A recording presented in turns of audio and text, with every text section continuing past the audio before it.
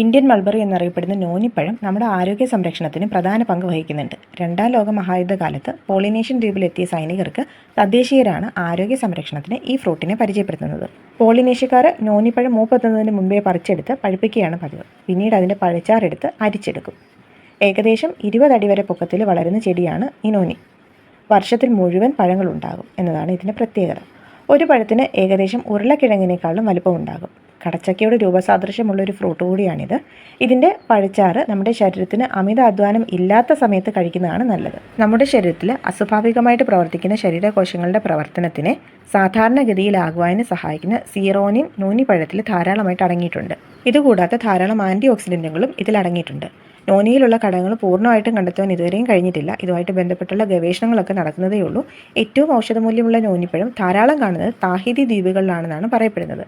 കേരളത്തിൽ നിരവധി ഇടങ്ങളിൽ ഈ ഒരു ഫ്രൂട്ടിൻ്റെ കൃഷി വ്യാപകമായിട്ട് ചെയ്യുന്നുണ്ട്. നോനിപ്പഴത്തിന് വാണിജ്യ സാധ്യതകൾ തിരിച്ചറിഞ്ഞ് കൃഷി ആരംഭിക്കാൻ തുടങ്ങിയത് കാസർഗോഡ് ജില്ലയിലാണ്. റൂബിയേസിയ സസ്യകുടുംബത്തിലെ അംഗമാണ് നോനി.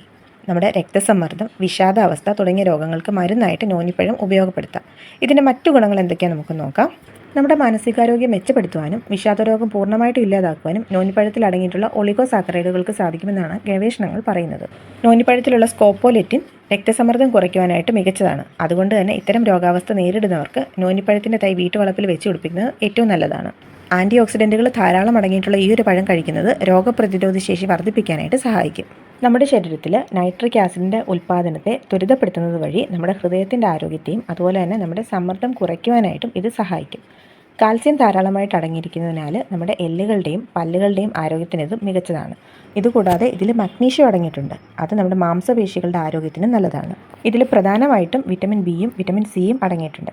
ബീറ്റ കരോട്ടിൻ അടങ്ങിയിട്ടുള്ളതിനാൽ ഇത് കഴിക്കുന്നത് വഴി നമ്മുടെ കണ്ണിൻ്റെ ആരോഗ്യം മെച്ചപ്പെടുത്താനായിട്ട് ഇത് സഹായിക്കും. ഇതിലടങ്ങിയിട്ടുള്ള സിറോനിൻ എന്ന ഘടകം നമ്മൾ കഴിക്കുന്ന ഭക്ഷണ വസ്തുക്കളിൽ നിന്നും പോഷക മൂലകങ്ങൾ മെച്ചപ്പെട്ട രീതിയിൽ നമ്മുടെ ശരീരത്തിന് അബ്സോർബ് ചെയ്യാനായിട്ട് സഹായിക്കും. ദഹന സംബന്ധമായിട്ടുള്ള പ്രശ്നങ്ങൾ ഇല്ലാതാക്കുവാനായിട്ടും നോനിപ്പഴം കഴിക്കാവുന്നതാണ്. ഇതുകൂടാതെ ലിനോയിക് ആസിഡ്, പെക്റ്റിൻ, തൈറോക്സിൻ, ബീറ്റാസ്റ്റിറോൾ ഇതെല്ലാം ഇതിലടങ്ങിയിട്ടുണ്ട്. ഇതെല്ലാം തന്നെ നമ്മുടെ ശരീരത്തിന് നല്ല രീതിയിൽ പ്രവർത്തിക്കാനായിട്ട് സഹായിക്കുന്ന ഘടകങ്ങളാണ്. ഇത്രയൊക്കെ ഗുണങ്ങൾ അടങ്ങിയിട്ടുള്ള നമ്മുടെ ശരീരത്തിന് ഒരുപാട് മികച്ച ഗുണങ്ങൾ നൽകുന്ന നോനിപ്പഴം ഇതുവരെയും കഴിച്ചിട്ടില്ലാത്തവരാണെങ്കിൽ അത് വാങ്ങി കഴിച്ചു നോക്കാനും അതുപോലെ തന്നെ ഇതിൻ്റെ ഒരു തൈ കിട്ടുവാണെങ്കിൽ അത് വീട്ടിൽ കൊണ്ടുവന്ന് നട്ടു വളർത്താനായിട്ടും ശ്രമിക്കാം.